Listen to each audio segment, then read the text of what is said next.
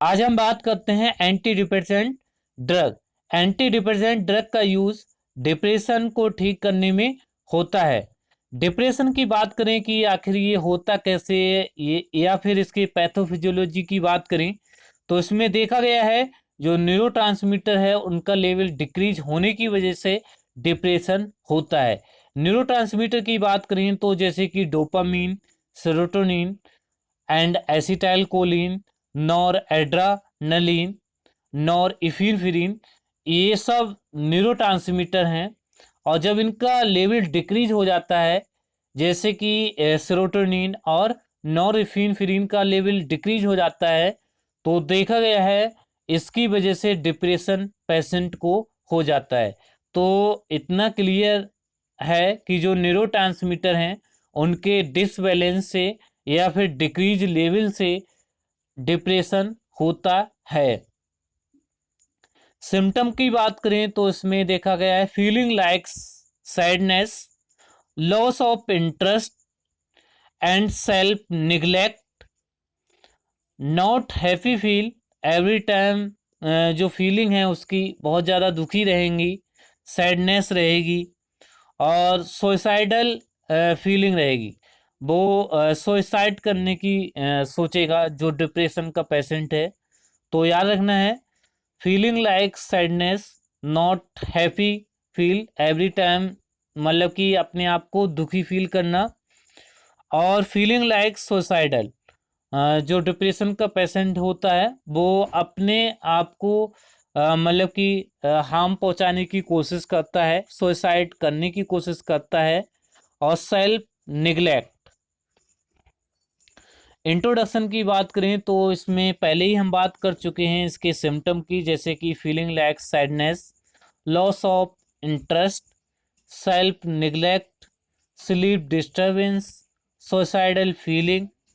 And आखिर इसके reason की बात करें तो डिक्रीज इन लेवल और फंक्शन ऑफ मोनोअमाइंस, जिसमें कि सेरोटोनिन, नॉरएपिनेफ्रिन, डोपामीन का जो लेवल है वो डिक्रीज हो जाता है और इसकी वजह से डिप्रेशन होता है। सेरोटोनिन की बात करें तो ये एक न्यूरोट्रांसमीटर है जो कि कन्वे करता है message one place to another place, और ये हेल्प करता है किसी भी रिएक्शन को स्टार्ट करने में या फिर स्टॉप करने में। सेरोटोनिन रिस्पॉन्सिबल होता है। तो याद रखना है सेरोटोनिन एक न्यूरोट्रांसमीटर है जो कन्वे करता है message one place to another place. तो आपको मालूम ही है न्यूरोट्रांसमीटर का क्या रोल रहता है। डोपामीन भी ये एक न्यूरोट्रांसमीटर है जिसका इम्पोर्टेंट रोल रहता है किसी भी रिएक्शन को स्टार्ट करना या फिर स्टॉप करना और मैसेज कन्वे करना one place to another place. तो ये डोपामीन और सेरोटोनिन और एसिटाइलकोलिन एंड नॉरएपिनेफ्रिन या फिर नॉर एड्रानलिन ये सब न्यूरोट्रांसमीटर हैं और इनका लेवल डिक्रीज हो जाता है in depressive patient. Classification of drug की अगर हम बात करें तो इसमें रिवर्सेबल इनहिबिटर आते हैं जिसमें कि मोक्लोविमाइड एंड ट्राइसाइक्लिक एंटीडिप्रेसेंट की बात करें तो जैसे कि इसमें सेलेक्टिव सेरोटोनिन रीअपटेक इनहिबिटर जिसमें कि फ्लूऑक्सीटीन, फ्लूवोक्सामाइड, पारऑक्सीटीन, ये कुछ ड्रग हैं जो कि डिप्रेशन में यूज होते हैं और डिप्रेशन को ठीक करते हैं। फार्माकोलॉजिकल एक्शन की बात करें तो जो ट्राइसाइक्लिक एंटी डिप्रेसेंट ड्रग हैं इनका जो मेन एक्शन है वो नंबर 1 नॉरएपिनेफ्रिन और सेरोटोनिन के ट्रांसपोर्टर को इनिवेट कर देना। तो याद रखना है जो ट्राइसाइक्लिक एंटी डिप्रेसेंट ड्रग हैं वो सेरोटोनिन और नॉरएपिनेफ्रिन के ट्रांसपोर्ट को इनिवेट करते हैं। ट्रांसपोर्टर को इनिवेट कर देना serotonin and norepinephrine. And second अगर हम बात करें तो ये इनिवेट करते हैं मोनोअमाइंस रीअपटेक एंड इंटरेक्ट करते हैं with the variety of receptor like muscarinic, alpha adrenergic and histamine. तो फार्माकोलॉजिकल एक्शन की अगर हम बात करें, नंबर 1 इनिवेट करना ट्रांसपोर्टर ऑफ सेरोटोनिन और नॉर इफिनफ्रिन, एंड सेकंड इनिवेट करना मोनो अमाइंस रीअपटेक या फिर सेरोटोनिन रीअपटेक। याद रखना, मोनो अमाइंस रीअपटेक या फिर सेरोटोनिन के रीअपटेक को इनिवेट करना। और थर्ड इंटरेक्ट करना with variety of receptor muscarinic, alpha adrenergic and histaminic.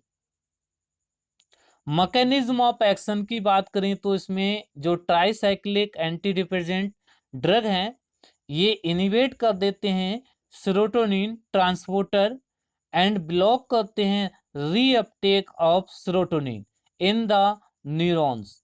तो याद रखना है, नंबर 1 ट्राइसाइक्लिक एंटी डिप्रेसेंट जो ड्रग है वो सेरोटोनिन ट्रांसपोर्टर को इनिवेट कर देते हैं और ब्लॉक करते हैं रीअपटेक ऑफ सेरोटोनिन या फिर 5 हाइड्रोक्सी ट्रिप्टामाइन, एंड इंक्रीज करते हैं availability of serotonin and enhance करते हैं सेरोटोनर्जिक एक्टिविटी।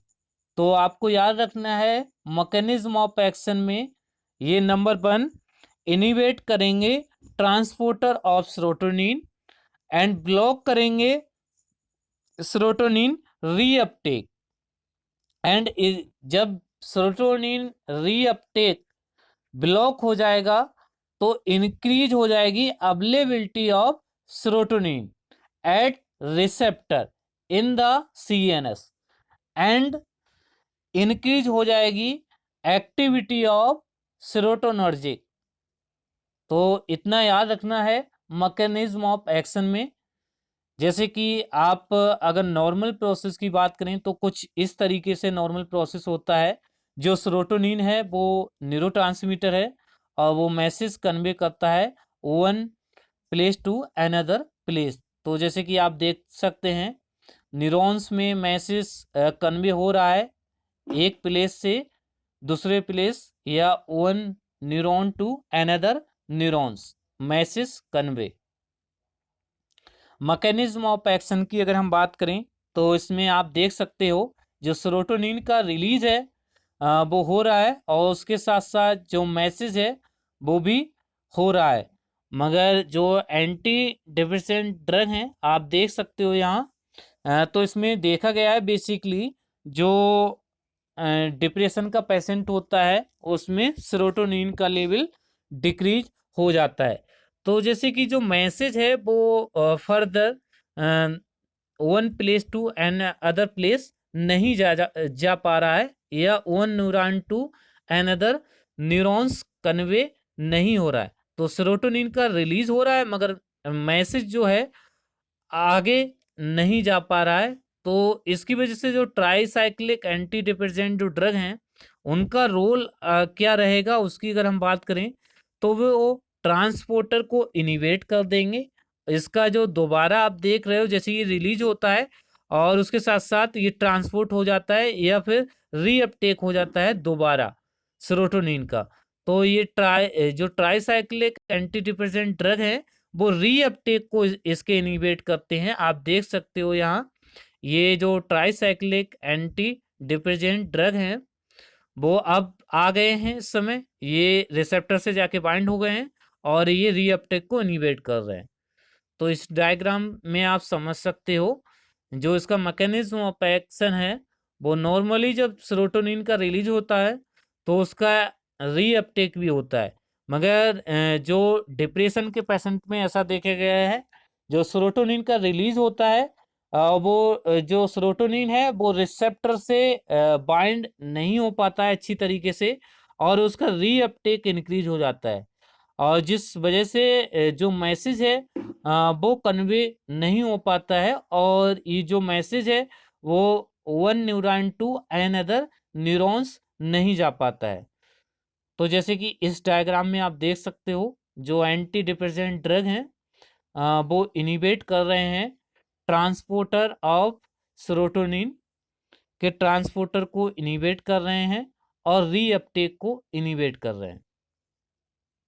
जैसे कि इस डायग्राम में आप देख सकते हो जो ट्रांसपोर्टर हैं वो हेल्प करते हैं रीअपटेक ऑफ सेरोटोनिन।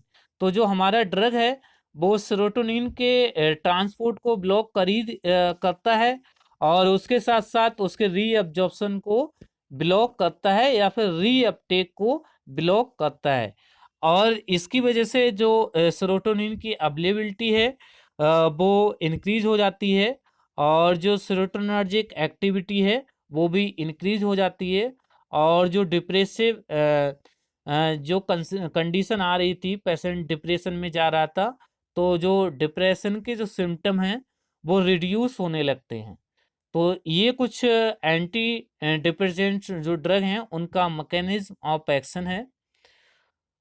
आप इस डायग्राम में भी देख सकते हो जो सेरोटोनिन है वो न्यूरोट्रांसमीटर है और वो मैसेज कन्वे करता है one place to another place. तो जैसे कि सेरोटोनिन का रिलीज होता है मगर इतना रिलीज नहीं हो पाता है या फिर जो सेरोटोनिन है वो अच्छी तरीके से रिसेप्टर से बाइंड नहीं हो पाता है और फर्दर जो मैसेज है वो नहीं जा पाता है और उसका रीअपटेक हो जाता है। तो जो ड्रग है वो उसके रीअपटेक और ट्रांसपोर्ट को इनिवेट कर देता है और जिसकी वजह से जो सेरोटोनिन की अवेलेबिलिटी है वो ज़्यादा हो जाती है और उसकी एक्टिविटी भी इंक्रीज हो जाती है। आपको मैकेनिज्म ऑफ एक्शन में जो ट्राइसाइक्लिक एंटी डिप्रेसेंट ड्रग है वो याद रखना है कि ये सेरोटोनिन को रीअपटेक को सेरोटोनिन के रीअपटेक को इनिबेट करते हैं और ट्रांसपोर्टर जो हो रहा है सेरोटोनिन का या फिर नॉरएपिनेफ्रिन का इसको ब्लॉक कर देते हैं, ट्रांसपोर्ट नहीं होने देते हैं और जिसकी वजह से इंक्रीज हो जाती है अवेलेबिलिटी ऑफ सेरोटोनिन। और सेरोटोनिन की अवेलेबिलिटी के इंक्रीज होने से सेरोटोनर्जिक एक्टिविटी इंक्रीज हो जाती है।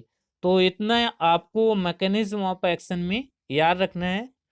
इसके कुछ एक्शन की बात करें, इसके कुछ एडवर्स इफेक्ट की बात करें तो जैसे कि इसकी जो एंटी कोलिनर्जिक एक्टिविटी है तो इसकी वजह से ड्राई माउथ हो जाता है। ड्राई मतलब कि सूखापन महसूस होता है in mouth and constipation. And CBS की बात करें तो इसमें देखा गया है tachycardia, postural hypotension and ECG change. Pharmacokinetic की अगर हम बात करें तो drug taken by orally and absorbs and bind to plasma and tissue protein and metabolized by liver with the help of cytochrome P isoenzyme and elimination by kidney। ये कुछ इसकी pharmacokinetic property थी। एडवर्स इफेक्ट की बात करें तो जैसे कि dry mouth, bad taste, constipation and sedation, mental confusion, weakness, increased appetite, and postural hypotension, cardiac arrhythmia।